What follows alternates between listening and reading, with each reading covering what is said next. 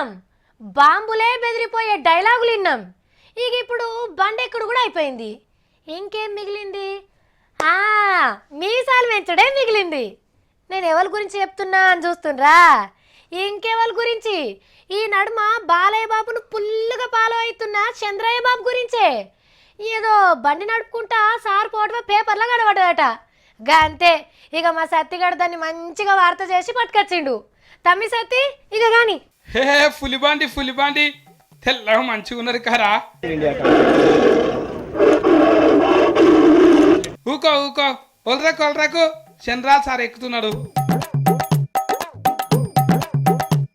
అబ్బా, పులి మీద సవార్ చేస్తున్నట్టే ఉన్నది కదా.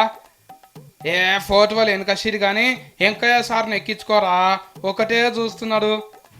అయ్యో దిగాకు ఏ నడపకుండానే పోతున్నాడు.